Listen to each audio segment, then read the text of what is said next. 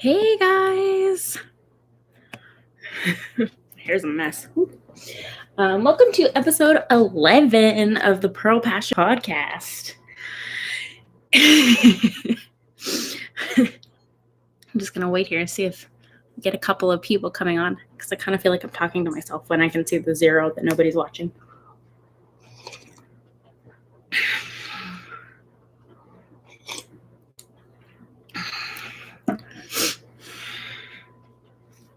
Say hi when you guys are here so that I can see. I'm not quite sure. I don't think I can see who is actually in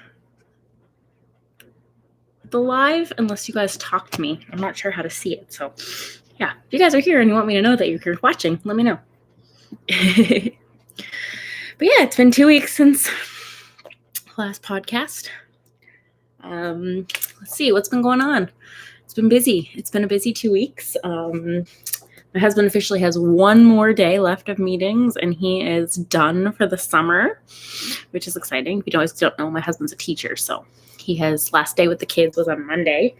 And now he has meetings for next year. He had meetings today and he has meetings tomorrow. And then tomorrow at 3:15, he'll be done for the whole summer, which is super exciting. We have lots of fun plans for the summer.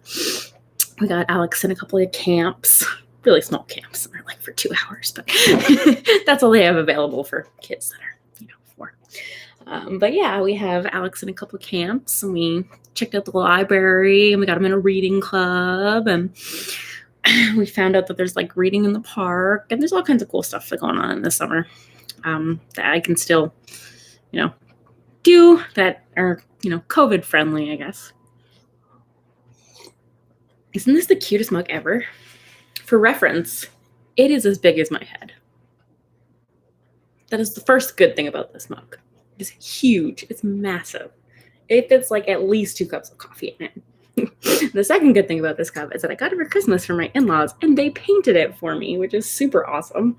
I drew this little sheep on it because I know I love sheep.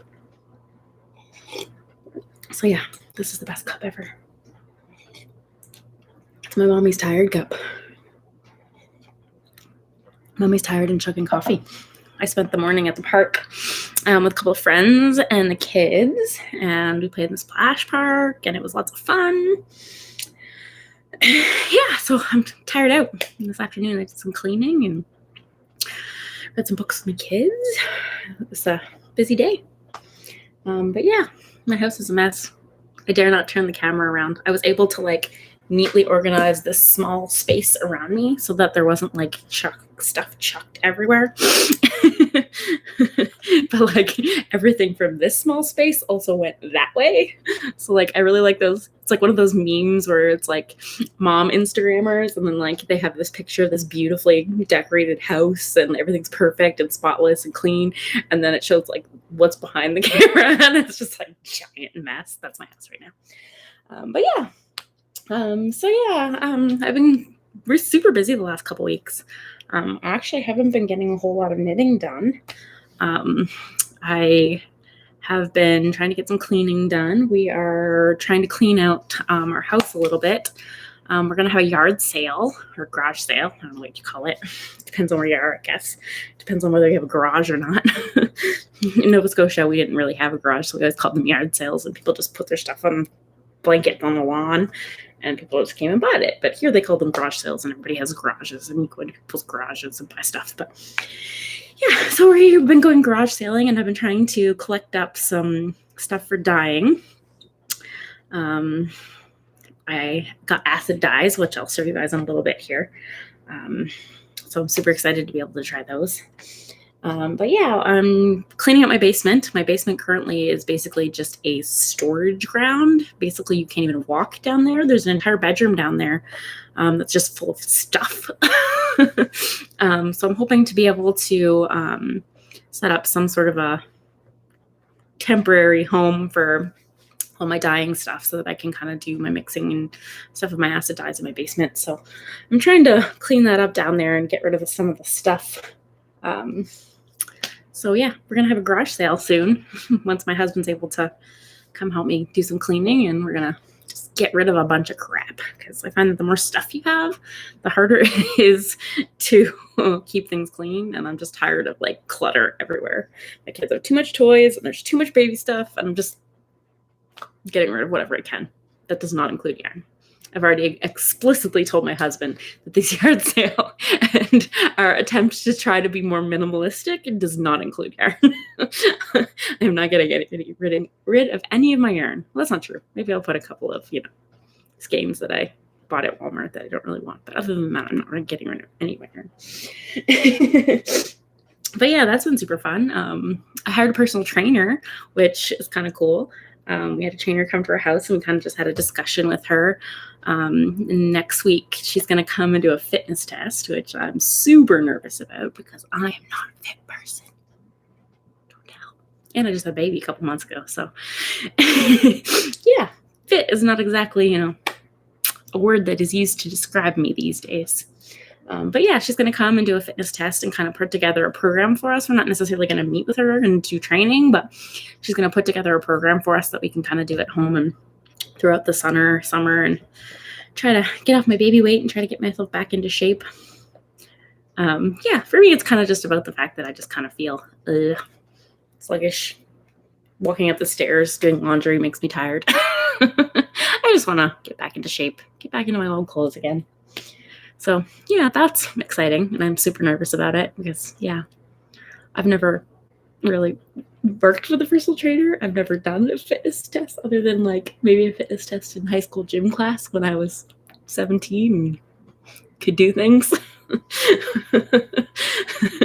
And I'm guessing that this fitness test is going to be like, I can do a sit-up, and I'm going to be like, no, I don't think I can do that. So yeah, I'm sure it's going to go fantastic. But yeah, this week I've been watching a lot of a new podcast that I've been obsessed with. I don't know if you guys follow or have watched the Chem Knits podcast, but she is fabulous, and I'm obsessed with her. Her name is Rebecca, and she kind of basically is just I can't even talk today. I can't even talk most days. She's basically just kind of like filmed her dyeing experiences as she's gone through, and she kind of just does dyeing experiments all the time, which I super love, and I'm super excited and interested in right now. I'm just kind of watching her try out different techniques and different things, and yeah, you got to check out her YouTube channel. It's really awesome. She's also on Instagram. You should check out her Instagram. She does beautiful stuff, and she was one of the first people's videos that I watched when I wanted to learn how to kind of get started with dyeing with food coloring and stuff. She has a lot of different videos on there, not just acid dyes. She does like food coloring. She does all kinds of different techniques in different crock pots and on the stove and solar dyeing and dip dyeing. And yeah, she does a whole bunch of different stuff. So yeah, if you're interested in learning how to dye, or even just not necessarily if you want to do it yourself, but even if you just want to know how other people do it, it's super fun to watch. And I really love the, oh no, Kelsey said I was so sad for a second thinking you're talking about someone going to die, not dye yarn. No one's died that I know of. Well, I'm sure people have, but no, that I personally know today has died. I'm okay. We're okay. But yeah, dyeing yarn. It's my new obsession, actually. It's kind of getting ridiculous. I'm kind of obsessed with it. I know that this is technically a knitting podcast, and I don't really think that it's probably going to be much knitting for the next little bit because I'm really obsessed with dyeing, and I'm just super excited about it. But I still am knitting. It's just, I don't know. I'm more obsessing about dyeing right now just because it's new to me, and I'm sure I'll be getting back more into knitting soon. But right now, dyeing is just my huge thing. I'm really loving it. So yeah, as I said, I haven't done a whole lot of knitting in the last 2 weeks. I've been super busy with the family, and as I said, my husband is a teacher, so the last couple of weeks of June for teachers are ridiculously busy and stuff. So I've been mostly on making sure the kids are good and everybody's, keeping the house under control, making sure nothing's on fire, all of those good things that moms do every day. But yeah, I have done a little bit of knitting. I can show you guys. I'm still working on my socks for my husband. So this was the first finished sock that I did. This yarn, if you guys haven't watched my previous podcasts, is by Area 51 Fibers, and they are a Saskatchewan company, and they do self-striping yarn. So this is a self-striping yarn. So I am currently working on the second sock, and I got the heel done, and now I'm just going up the ankle. So I'm hoping to be done this next couple days if I can get some knitting time in. But yeah, I'm really happy with how I was able to. My husband's one of these people who isn't into like not matching socks. Like my son will wear not matching socks all the time and he doesn't care. And he just says, well, like, whatever, they're both socks. I'm going to put on 2 socks. But my husband, not so much. He's definitely a matching socks kind of guy. He will wear colorful socks, but they still have to match. So yeah. The heels even are really, really similar. And I'm really happy with how they are super close, even though no one's going to see his heels. But I don't know, he's kind of finicky about things like that. Anyways, yeah. Oh, if you can see, I had a little donut here, a little charm, little stitch marker, which is whimsy and sassy. It's a little donut. Super cute. The colors are so cute. What is the thing you have the socks on? Oh, okay. This is called a sock blocker. So for one, when you wash your socks, hand knit socks, for one, when you knit hand knit socks, they kind of come out looking like this, which doesn't really look much like a sock. But if you wash them, this one isn't washed. I just put it on the blocker because it's prettier to see. But when you wash them, you can put them on here to dry them and it'll keep them in a really good shape. Plus these air holes in the center help the sock dry faster because it's 2 layers. I just like I haven't washed this sock yet. I haven't even sewn in the ends. I just like putting it on the sock blocker because it's just easier to see and it looks prettier when you can see it. That actually looks like the shape of a foot. But yeah, this is called a sock blocker. They're good for blocking your socks. And these ones are just ones that I got cheap from Knit Picks. They're just plastic. You can get some really nice ones. In fact, I've been kind of in the market for some really nice wood ones. You can get like customized ones that are like engraved with different things and they're like wood and really pretty and, you know, custom made. These are just cheap plastic ones, but they work just the same. They're not as pretty, but they work. But yeah, Cassie, these are sock blockers. I just like to put it on here because it looks pretty. It makes it actually look like a sock as opposed to this, which just kind of looks like a circular tube of knitting. It doesn't look much like a sock. Sometimes when I'm knitting them, people are like, what is that? It really confuses people when you knit 2 at a time and they think you're knitting a bra when you only have the little 2 toes. They're like, is that like a little tiny baby bra? I'm like, no, it's not. It's not. But I'm not knitting 2 at a time this time. I'm knitting 1 at a time. But yeah, that's one of my works in progress anyways. Hopefully next podcast I will have lots and lots of stuff to show you guys. Hopefully I'll finish those socks and I will finish my other work in progress, which I showed you guys on the last podcast, but I just had started it and I made a lot of progress on it, considering it's fingering weight yarn and it's completely ribbing. But this is my ripple bralette. It looks super tiny. I promise you it does fit me. Like it does stretch a lot. It's technically a bralette pattern, but I am just making it, extending the length so that it's kind of more like a tank for summer. This yarn, if I can hold it up to the sunlight, it's kind of, you can see it better. It's pink and it's got the green spots through it. Is a Watermelon Crush colorway. And it is by Stitchcraft and Wizardry, which is an Australian company. I don't know if you can see here. That's what it looks like skeined up. I still have another skein of it. So I'm kind of hoping that I'm not going to end up in a yarn chicken situation, but I think I am. I got to figure out exactly. Oh, I'm very tangled. The problem is this is my like couch knitting project. So like, I don't have a yarn bowl. I don't own one. I've never used one. And I did hand wind the ball. So it is a circle. So I just kind of like throw it on my floor and it just like basically just like rolls around on my living room floor forever, and this just sits on the side of my couch. So like trying to like find the ball is like, yeah. I get all tangled up in it for sure.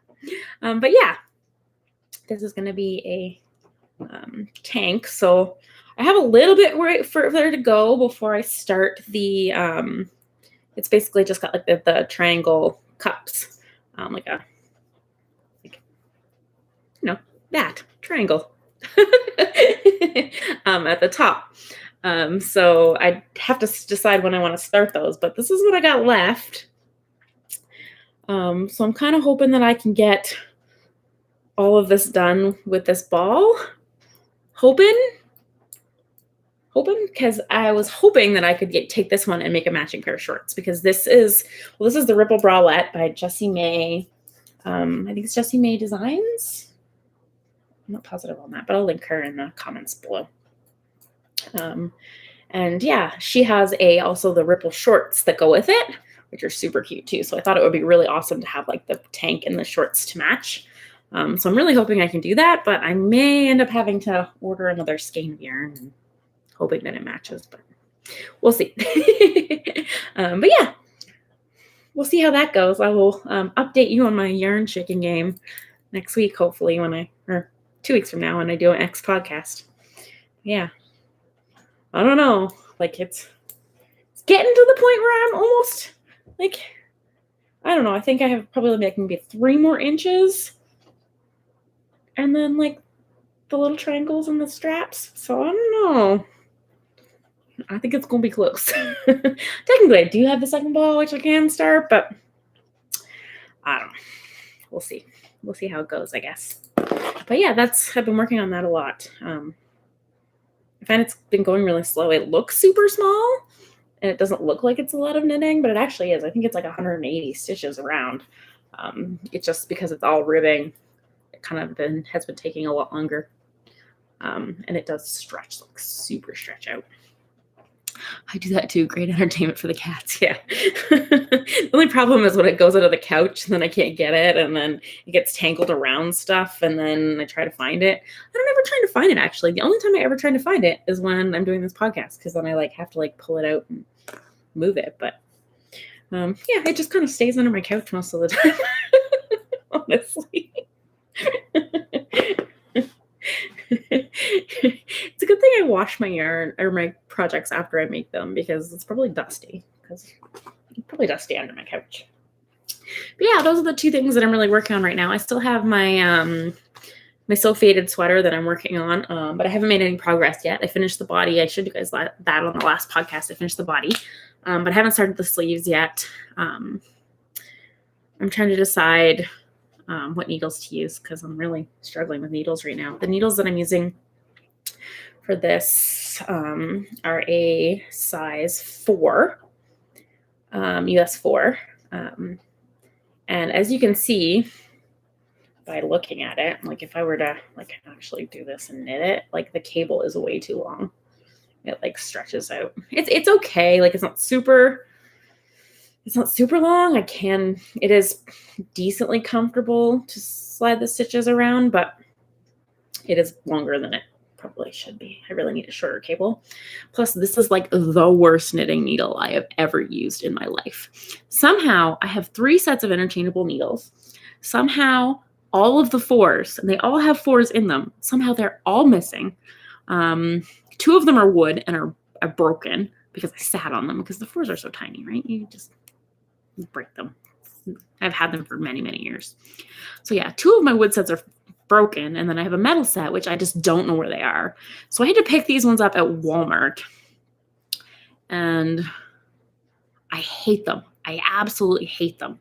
Like they have like a bend here, and this like picks, it's not like a seamless join, so it's like my stitches get stuck in here, and then this cable is the worst. Like it's just uncomfortable, and yeah, I'm hating these needles with a passion, which is really sad because the yarn is so soft and so pretty.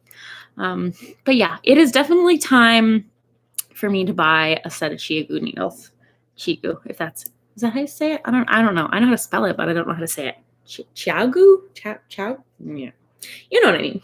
A set of interchangeable needles, which I am going to do. My plan that I've justified to myself is that if I can make enough money at my yard sale, I'm going to buy them. I think a good set of needles is like, the Chiagus are way more expensive than most sets. They're around, I think they're around like $200 and some dollars, between $200 and $300 usually. So yeah, I'm hoping to be able to make, I don't know, even if I make close to that, I'll probably buy them anyway, but I really need them. These are terrible and they're making me cranky. It's not like I'm used to like knitting on super great needles. Like my Knitpicks ones are good. They're obviously not the Chiagu ones, which are way better. I know that. I have some Chiagu ones, which are really awesome, and I love them, and I've knit with them before. But the Knitpicks ones are fine. I find that they suffice, and they're way cheaper. Like you can get a set of Knitpicks needles for I feel like something like $60 American, which the price is right. And I don't find like they're obviously not as good a quality as the Chiagu ones, so they're not as nice to knit with for sure. But I don't mind them at all. I enjoyed them actually. I like them. I have no problems with them. But these ones, however, I hate. And I will get rid of them as soon as I can. So yeah, I'm going to be excited to not be using those needles anymore. Maybe someday I'll find my 4s or just buy the new ones.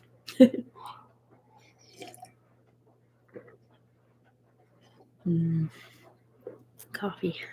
But yeah, speaking of coffee, I posted on Instagram I can't remember when, a couple days ago, I think. Time goes by very weirdly in my world. I don't even know what day it is half the time, or whether it's day or night. I guess it's just what happens when you're at home with your kids all the time. But yeah, I set out to dye a skein of yarn. I had this vision in my head of what I wanted it to look like, and I wanted to dye it with coffee. I've heard of people dyeing things with tea before, and I know that coffee is similar. So yeah, I wanted to dye yarn with coffee because everybody knows that I have a ridiculous obsession with coffee. So I found some old coffee beans in my house. And the first thing I tried was, in theory, I knew that chances are if you just put coffee beans in water, it wasn't going to do anything, but I tried it anyway. So I filled a crock pot up with hot water, put some vinegar in, added the yarn, and then I just added a crap ton of coffee beans, which of course did nothing because coffee beans aren't going to do anything unless you grind them up first. I was just hoping that maybe I could like break them in half or do something so that they could kind of get some color in it without having to add grinds to my yarn, because I didn't want to add the grinds to the yarn. So then after that didn't work, and I realized that that wasn't going to work, and I was like, why did I even think that was going to work? You don't make coffee with full beans, and who does that? But yeah, so I'm not a huge tea drinker, but I do like David's like tea, like the fruity David's teas. So I had like a package of tea bag filters, and they're like the ones where you like add the disposable ones that you like add your own tea to, and then you just like pull the cord and they zip up. So I put a bunch of, I ground coffee and I put them all in these tea bags, and then I put them into the crock pot to dye the yarn that way, which worked really well.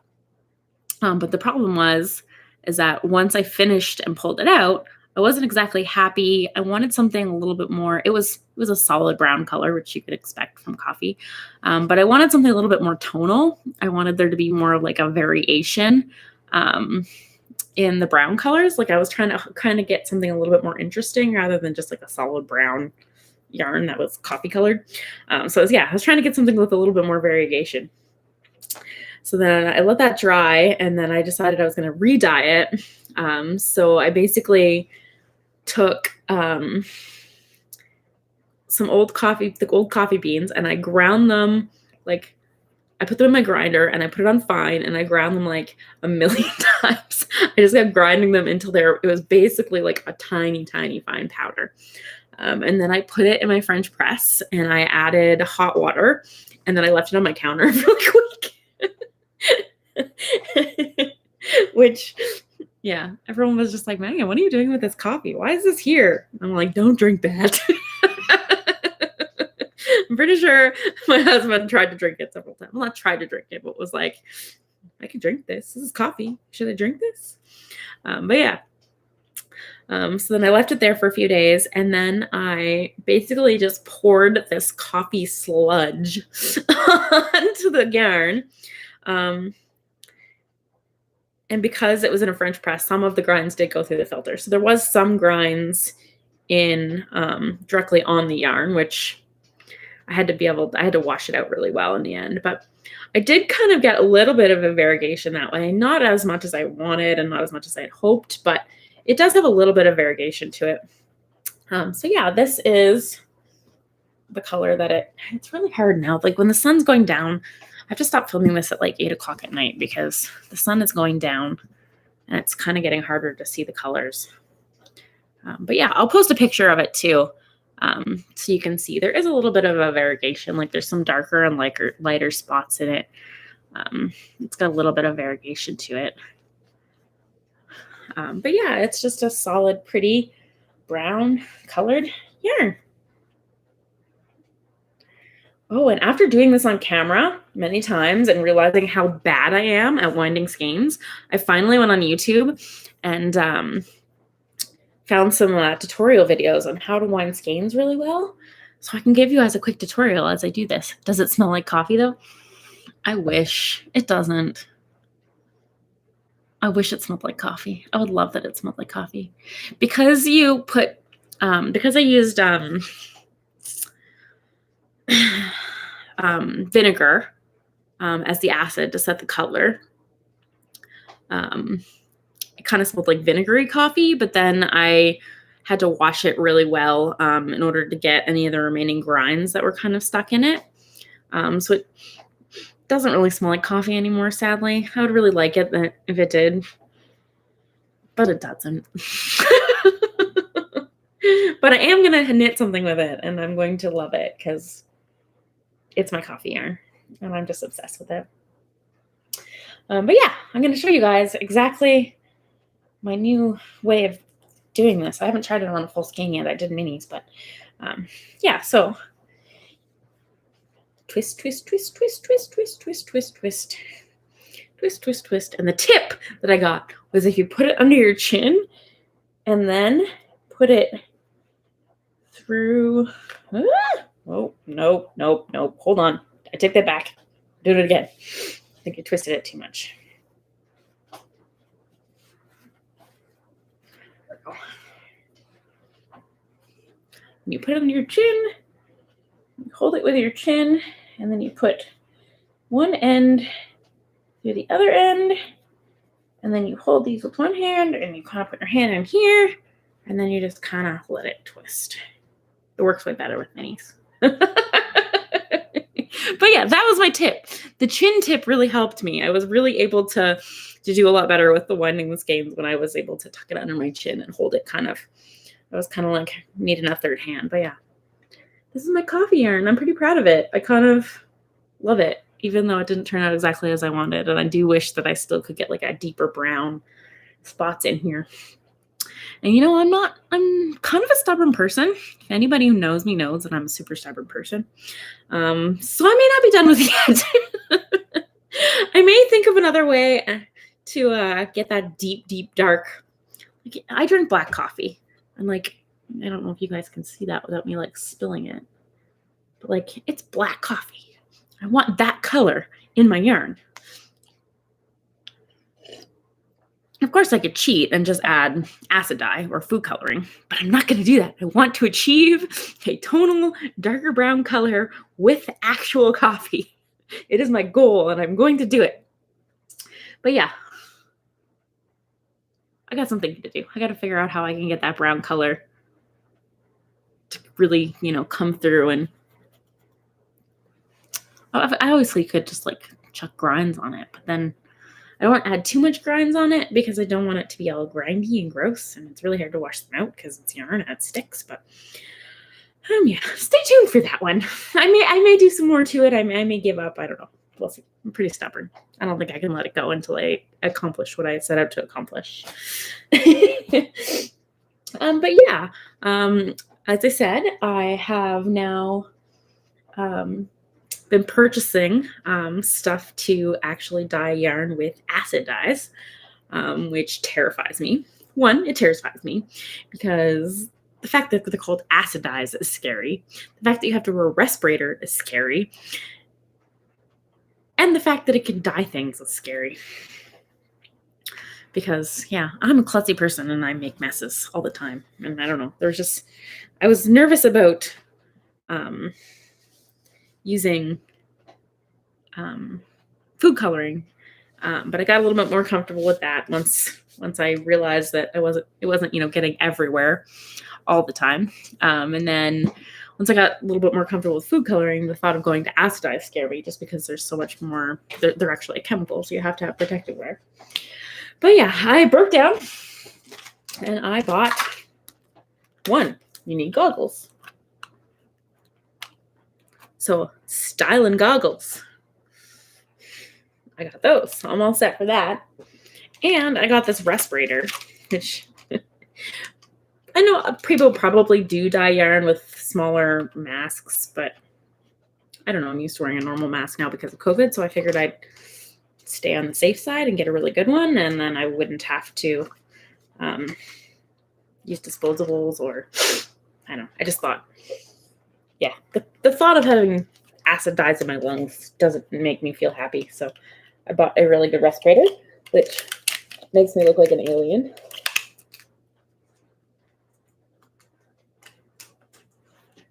So cute, right? I can't talk, and you guys probably can't hear me with it on, but it will protect my lungs. But yeah, from what I understand, you only have to use the respirator when you're working with the actual powder. Once you dissolve it into, my headband's all over the place now.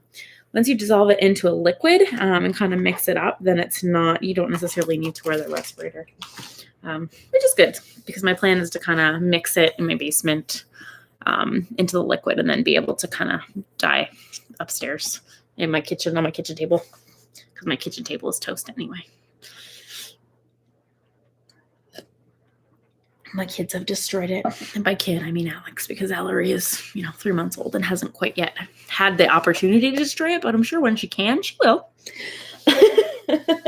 But yeah, what I purchased was the Greener Shades starter kit from Knit Picks. And it came in this little box, which I don't plan on keeping. I just brought it to show you guys. But I picked this up at the Dollarama the other day, this plastic craft container. And I was like, this is perfect. So it's like, it has a lock on it. And it's just like got a handle. So yeah, you can lock it and open it up. And it has all my dyes in it, which I thought was good, just because I have to try and keep them away from my kids. And cardboard gets wet and ruined and full of dye, and plastic is easier. So yeah, it came with a starter kit instructions. It came with a bag of citric acid. It kind of looks like sugar, but I probably shouldn't eat it.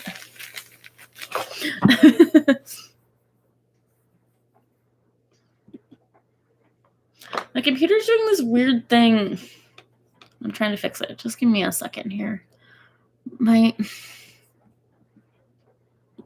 can't see anything. How do I... This is a new computer. Sorry, guys.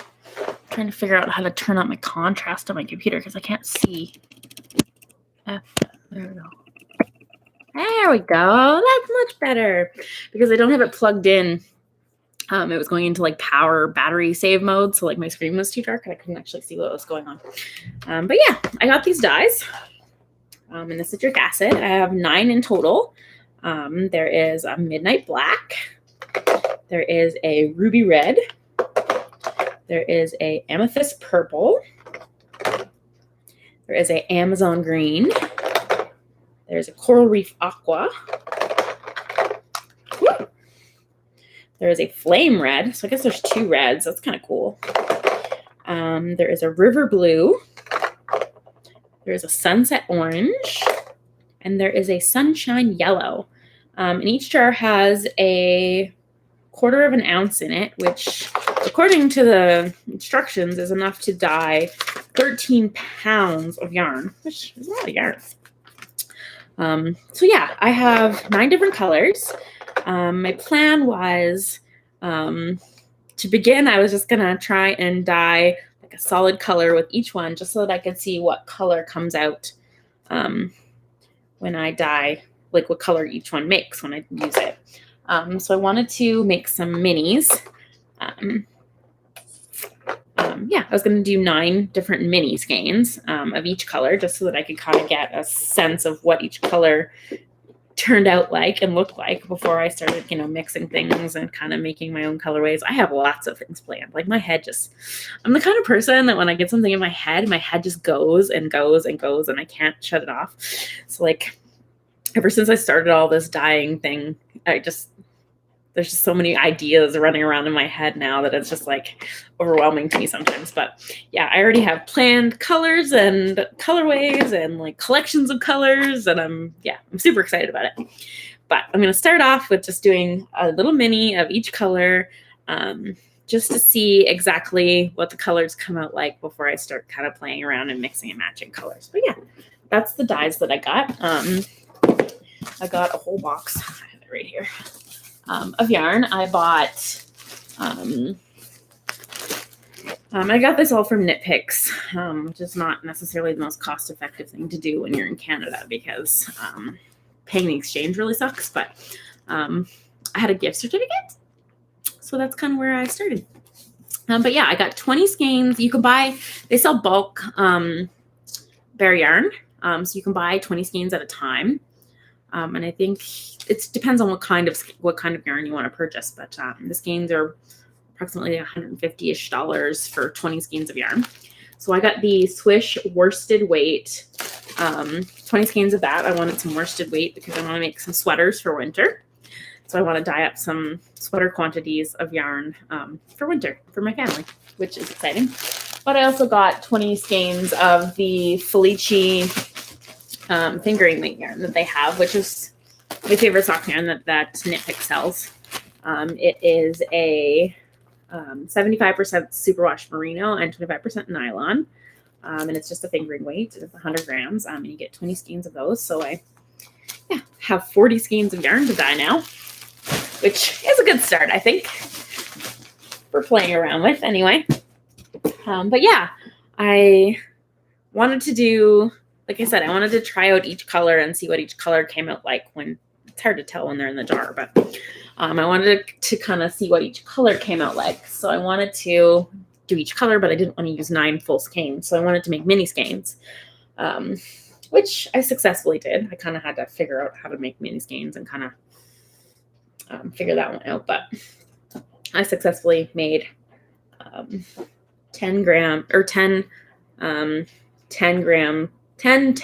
mini skeins out of 1 skein of fingering weight yarn. So yeah, all I did was I weighed my yarn on a kitchen scale. They're so little and cute. I know, right? Aren't they adorable? And they're so wound pretty. See, my winding trick worked so much better with these little skeins than it does on the thicker ones. But yeah, I have 10. I just took one of the 100-gram skeins and I weighed it on my kitchen scale. And then what I should have done was wound it into a ball first and then weighed it, but I was lazy. So honestly, I weighed it in the skein and it was really unwieldy to try and weigh it that way. And then I wrapped it around my legs, and then I used this thing, which, if you don't know, is called a Nitty Notty. This one is homemade. My husband made it for me. If you want to know how to make these, you can find, there's lots of tutorials online. It's just pieces of PVC pipe that you can get cut at the hardware store. And you just piece them together. It's just like, plumbing parts or something.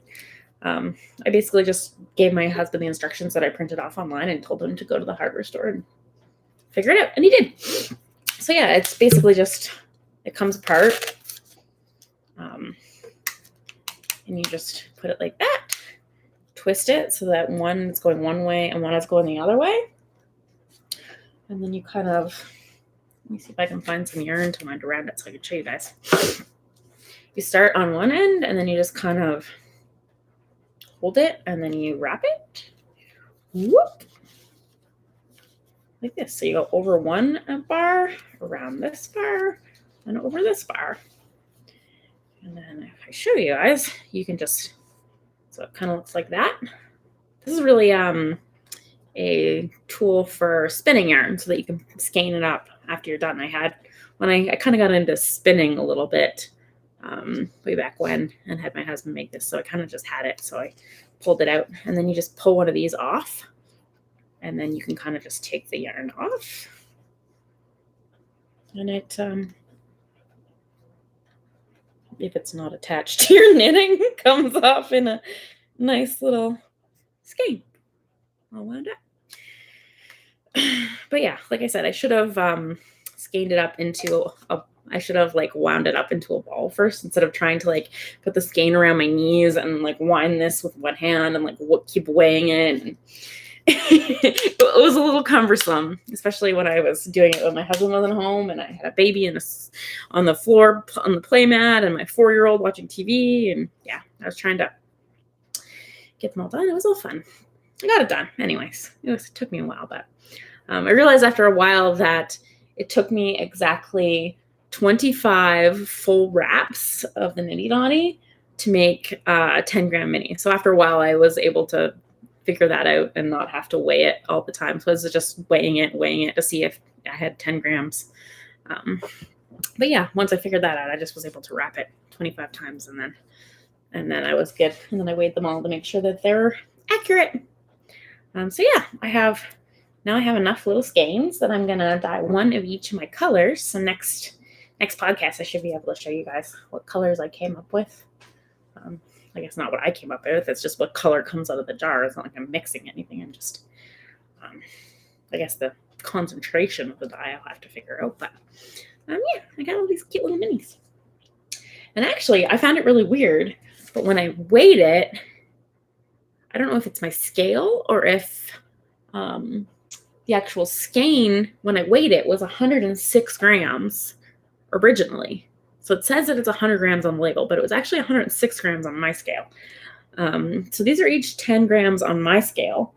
So I also made, you're even going to like these even more, Kelsey. I also made 2 mini skeins of 3 grams each. I don't know what I'm going to do with them yet, but they're there. If I want to test a color or something, I have these little tiny, aren't these cute? They're so tiny. They weigh 3 grams each. They're just like little tiny. Aren't they adorable? Now I kind of just want to like make a million of these and just dye them all because that'd be so much fun. I don't know if anybody wants to buy these though, or like I don't know what you would knit with these. What do you knit with 3 grams of yarn? I don't know.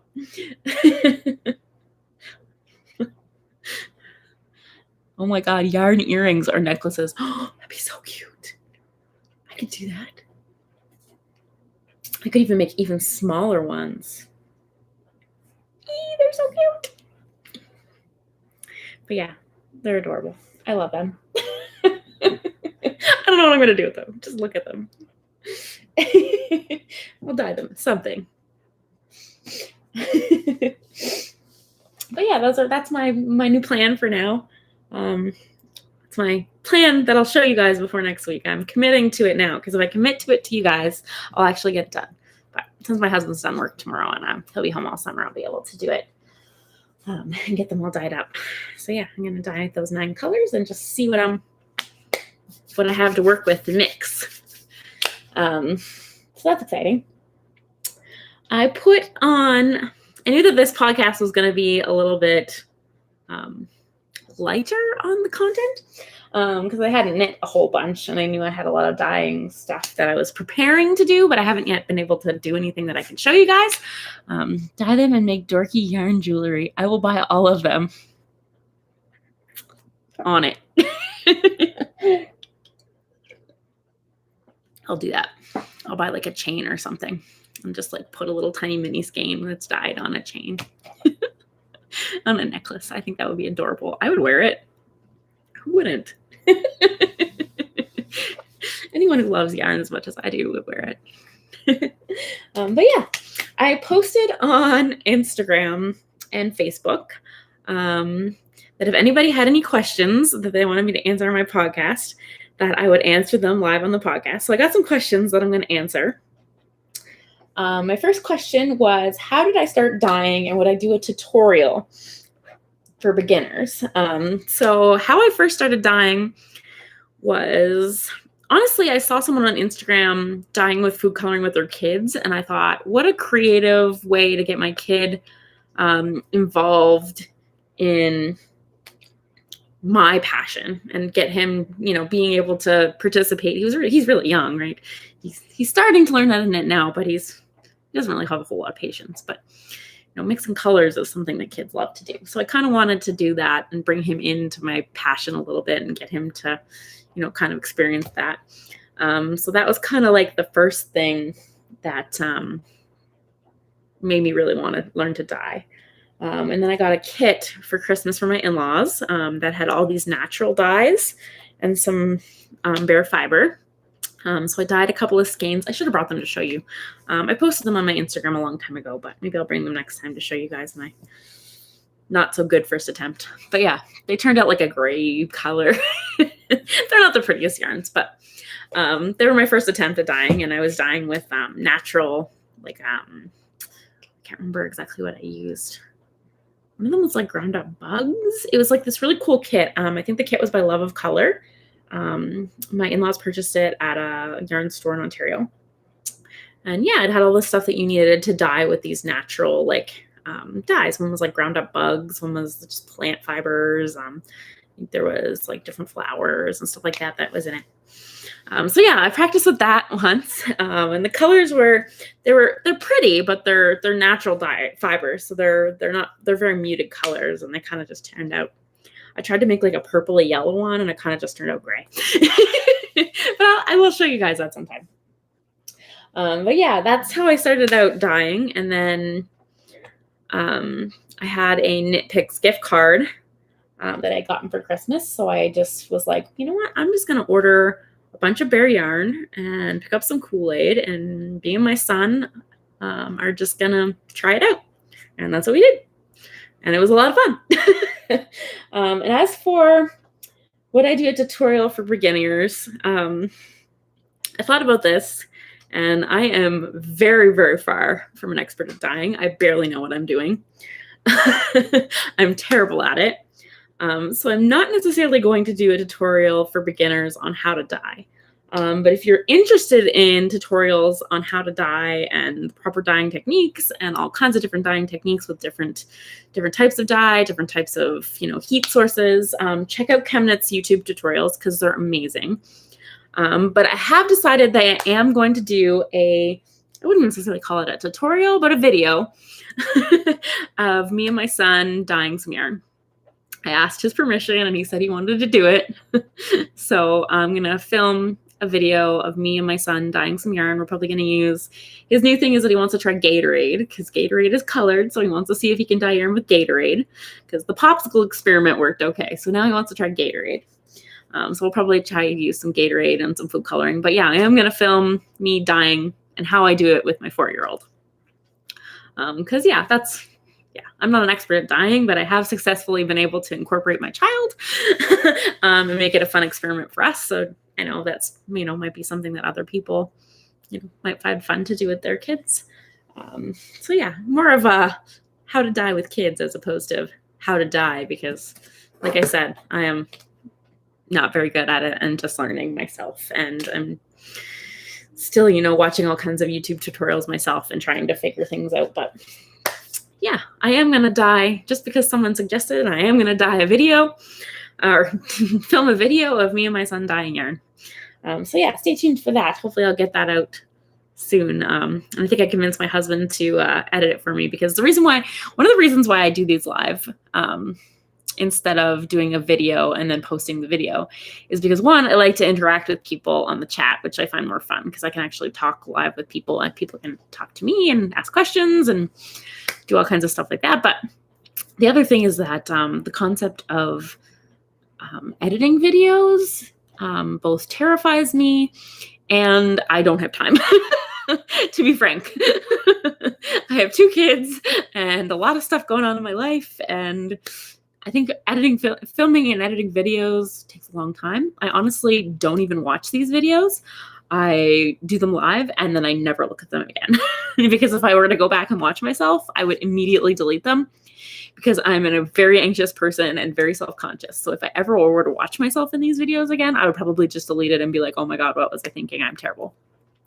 So yeah, I don't think I could handle editing yet. I think I need more confidence in myself before I could edit a video and put it up. So I think, yeah, I'm going to get my husband to do it for me. So hopefully we can get that up sometime soon. I'm not going to say a specific date or anything because, working with a 4-year-old is sometimes a little unpredictable. So yeah, that is going to be coming sometime soon. A video of me and my son dyeing yarn. Another question I got was, is mohair itchy? And this is kind of a question that, again, I'm not an expert in either, but someone asked me, so I'm going to answer it the best I can. So if someone were to ask me if wool was itchy, I wouldn't be able to answer that, because wool is not all the same. There are different kinds of wool. There are different qualities of wool. There are different all different types of wool from different brands and different factories, or different mills are different. So I think mohair is a lot the same. There's, there's really soft mohair, but there's also really itchy mohair. And I think especially wool has gotten a bad name because wool used to be thought of as really itchy, but nowadays you can get wool that's super soft, and like merino is wool, but I think mohair is kind of the same. I think you can get really soft mohair that's not itchy, and you can get mohair that really is itchy. I personally don't usually knit with mohair. I have a couple skeins of mohair. The skeins I have, I don't like the feel of personally, but I do know that mohair is a fiber that comes from a Angora goat. And I do know that the younger goats that produce the fiber, so when they get the fiber from a younger goat, it is softer. So if you're trying to find soft mohair, the best thing to look for is kid mohair, because it tends to be a lot softer and not itchy. So if you are going to try knitting with mohair and you want something soft, go with the kid mohair for sure, because it tends to be softer when it comes from a younger Angora goat. But yeah, other than that, like every different kind of company is a little different and blends are different. And I know that personally, I wouldn't want to knit something fully out of mohair, but I know a lot of people do like a fingering weight yarn with a mohair and kind of put those together in a sweater, which I think would be beautiful if you had a really nice soft mohair. I would totally do that. But yeah, that's, I guess, my answer to that question. Someone also asked me, what am I going to do with my yarn? Which is a real good question. She actually said, I'm not sure if I missed it, sorry. And I was like, no, you didn't miss it. I've never told anyone. I just keep telling everybody about all this yarn that I'm making, and I've never actually told anyone what I'm doing with it. And the reason for that is because I haven't decided what I'm going to do with it yet. So the difficulty is that I do want to get into selling yarn. And I do want to someday get into an Etsy store and start selling it commercially, but I don't think I'm there yet, for one. And for two, I'm on mat leave. So anything I make on mat leave, any income that I make on mat leave affects what I'm making from unemployment insurance, because I'm in Canada and I'm on a paid mat leave. So because, I'm paid for a year by the government, basically, for my maternity leave. So anything I make in income, I have to claim to the government, and it affects my how much money they pay me for my unemployment. So I don't really have the option to like open up a big Etsy store right now. So I am kind of just at this point practicing, but I think my plan in the long run is probably to open an Etsy store in the future. But yeah, that being said, any of the yarn that I did create thus far and have showed on my Instagram is kicking around. I'm not necessarily wanting to keep it all. To this point, everything's been dyed with Kool-Aid. So if anybody is interested in any of those skeins, you can definitely contact me and we can maybe work something out. Because, I don't know what I'm going to do with it all. I'm just practicing at this point. I'm kind of trying to get a feel for dyeing and, I just actually enjoy the creative process. I think it's really fun. So that's kind of my answer of what I'm doing with my yarn right now. I'm practicing. I've been using it for giveaways. I've been kind of giving it to friends. That's kind of what's going on right now. But I do have plans in the future to open an Etsy store. I just am kind of taking it slow because of the legalities of my mat leave. So, that's my answer to that question. So those are the ones I wrote down from yesterday. I got to check. I posted it again today, and I got to check on here to see what I got going on here. And I posted it both on Instagram and Facebook. So I'm going to check Instagram first because I know how to do that. I don't really know. That was my story from yesterday. Here we go. Okay. Questions. Let's see what I got. I got a few more here. Advice for beginner knitters. Okay. My biggest piece of advice for anyone who would consider themselves a beginner knitter is to be fearless. I find that a lot of times people are afraid to try new techniques or to do new projects or to step out of their comfort zone or to try something more difficult than a scarf. And all I have to say is it's knitting. It's not surgery. It's not rocket science. It's knitting. What's the worst that can happen? You try it and it doesn't work. That's okay. We all try things that don't work. I'm a big advocate of people who, don't want to do a face cloth or a scarf as their first project, because a lot of times you start off with a face cloth or a scarf, or, those generic projects that you start off with when you're knitting and you get bored. Who wants to knit straight stockinette or straight garter stitch or straight stockinette stitch for a whole scarf when you're just starting to knit? Like, if that's not what you want, you don't want a scarf, then there's just no motivation there to finish. But if you really want to knit a hat, then knit a hat. Who cares? What does it matter if you mess it up? It doesn't. It's knitting. It's fun. It's a hobby. If you get enjoyment out of it, that's all that matters. So my biggest advice for new knitters is to be fearless, and it's just knitting. It's not the end of the world if you mess it up. It's just fun. Try it. Trial and error. All you lose is time. You don't even lose the knitting because you can actually just pull it out and do it again. So that's my advice for beginner knitters. What is your favorite knitting accessory or tool? That's a harder one. Favorite knitting accessory or knitting tool? I'm not sure. I would have to say interchangeable needles. If you're going to spend money on any knitting accessory or tool, the one thing you really want to spend money on is interchangeable needles, because interchangeable needles are the best. I love them so much. There's so many benefits to them. You have all the sizes you need. You have all the different cables you need. You can just screw off your needle and put on a different size. You don't have to change cables. There's just so many benefits to having interchangeable needles. And they're easier to store. You don't have like a million just cable needle or cable needles kicking around, because those things are hard to find things to do with. If if you're going to invest in, something for knitting as a hobby, I think the best thing to invest in, like I said, I am going to do, is a really good set of interchangeable needles. Instagram accounts you've been loving lately. I love so many different Instagrams accounts. I found a few new ones lately that I've been watching. Let me see. I don't want to get them wrong, so let me just kind of check my... I found one that is at maternal.memoir. And it looks like she's just starting her Instagram page, but she does a lot of really cool stuff. Like she's been posting a lot of different reels and doing some reading of Stephanie Purl McPhee's books, which is really cool. And I just think that she's got a lot of really cool content on her page. Yeah, you should go check her out. That's at Material Memoir.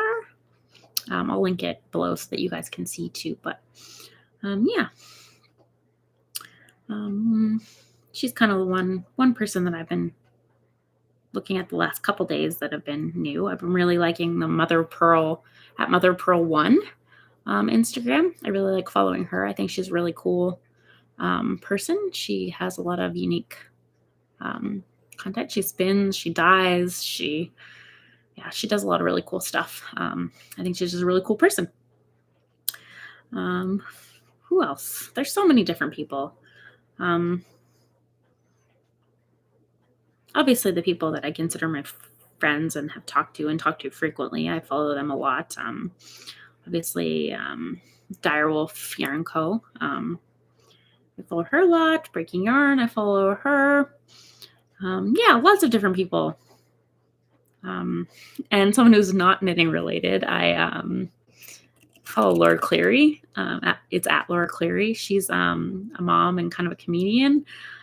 She just does like lifestyle stuff. So yeah, I've been following her a lot. And so yeah, that's my answer to that question. Let's see what else we got here for questions. I got a couple more, I think. Let's check over on Facebook.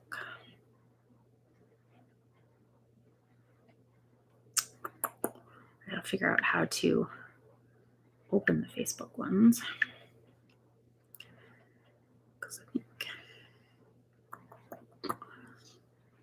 I don't use Facebook a whole lot. When I post things on Instagram, it just automatically posts them to Facebook. So everything that's on my Facebook is just I'm not actually posting it on Facebook. I'm posting it on Instagram. It just transfers over to Facebook. So I'm not exactly sure how to use it very well. View story. Here we go. Okay. 4 responses. I heard you plan on having a yard sale. How much of your profits will be spent on yarn and how much of it will be left over for golf?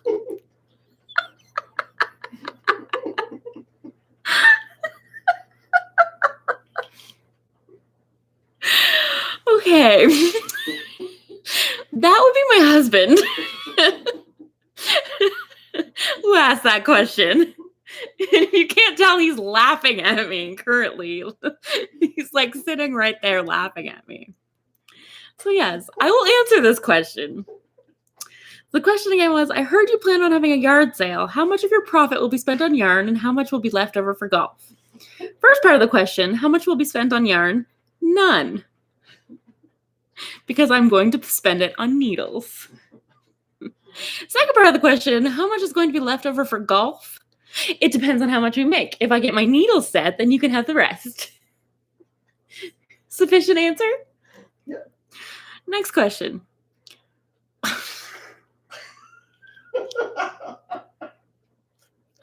Oh, Lord. Okay. These are all questions from my husband. How do you convince your husband to buy more yarn? Asking for a friend. I don't convince my husband to buy more yarn. I just do it. That's true. I do not ask permission.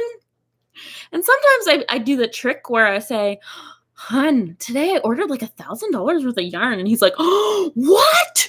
Megan, did you just spend that much on yarn? And I'm like, no, I'm just kidding. I only spent $200. And he's like, oh, okay. It's a good trick. You should use it. Gets me every time. It gets him every time. He's always like, oh, 200. That's not bad. I thought you spent 1,000. You always overshoot. And then when you drop it down, they're like, oh, well, that's a little better. It's good. It's good strategy. I recall that you mentioned that your husband sat on your knitting and pulled out several stitches that also dropped stitches due to the knitting style. Have you forgiven your husband for this? And by the way, you should get a moderator for these questions. Yes, I should, because apparently I'm being trolled by my husband. Yeah, so have I forgiven my husband for sitting on my stitches? Well, yes, I have, because immediately after he sat on them, and I was sitting there trying to fix them, he grabbed his car keys and said, so, chocolate? To which I responded, and he proceeded to go to the store, buy chocolate, and come back and give it to me. So I did forgive him for that. Next question. If a troll lives in your house, do you feed him? The answer to that is no. I do not. Because my husband does all the cooking, so he can feed himself. But yes, that is all my questions that I had that I was going to answer.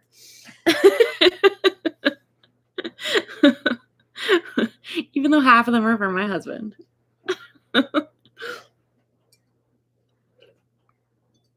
And here I thought that this podcast was going to be really short, but I think it's my longest one yet. I'm over an hour now. But yeah. Like I said, I apologize that I didn't have a whole lot of stuff to show you guys this podcast, but I have a lot of plans, and my husband's done work tomorrow, so he will officially be home all the time with me and the kids, so I will have lots of time for knitting and dyeing and filming some videos, and I'm all excited about all kinds of new plans. So yeah, bear with me for another couple weeks, and hopefully next podcast will have lots of exciting things on it that I can show you guys. So yeah, I hope you guys have a great couple of weeks. I know I'm going to have a great couple of weeks because I'm going to get into my acid dyes. I'm super excited. It's been really killing me. I got them like in the mail last week, and I just haven't had time to even do anything with them. And I didn't have a respirator, so I had to go and get that. And now until my husband's really home, I can't just go down to the basement and start playing with, toxic dyes until someone's here to watch my kids. So I'm super excited to get into that. I just can't even wait. So yeah, I'm sure that'll happen probably tomorrow. My husband will get home at 3:15 when school is out, and I'll be like gone to the basement to make some dyes. But yeah, keep an eye on my Instagram. I'll probably be posting some pictures on my Instagram of what's going on. But yeah, other than that, I will see you guys on the next podcast in 2 weeks from now. If you haven't already done so, like this video and subscribe to my channel so that you don't miss my videos. I'm up to like 51 subscribers now, I think. So once I get to like 100 subscribers, I am going to do a giveaway and give away some of the yarn that I've dyed. So yeah, hopefully I can get to 100 subscribers. That'd be awesome. I'd like that. Even though, I'd still continue doing this even if nobody watched it because I just enjoy it. I don't really have a whole lot of people who will sit around and listen to me talk about, anything. I talk to my kids, but I think they just ignore me. But yeah, it's nice to just be able to talk. And, if people watch and find it entertaining, then great. That's awesome. I'm glad that I'm able to, cheer someone up for a little while, or get someone away from, their kids for a little while, or give something to do on a Tuesday night while they knit or crochet or dye yarn maybe, or spin, or whatever your needlepoint, whatever it is you do, whatever it is you enjoy doing. But yeah, I just like sitting around talking about yarn and knitting and dyeing now, which is my new obsession. So I really appreciate that you guys are watching, and I hope you continue to do so. But yeah, check out my Instagram too, because I post all kinds of pictures. Sometimes the color doesn't come through as good on the camera in the YouTube videos, but I always take more color accurate pictures outside in the sunlight to post to my Instagram, so that you can see better color over there. Oh, someone already liked my video. Thanks. Yeah, so I will see you guys again in 2 weeks, and hopefully in 2 weeks I'll have some awesome, exciting things to show you guys, and maybe even another tutorial video out of me and my son dyeing some yarn, which will be exciting. So yeah, have a great 2 weeks, guys, and I will see you later.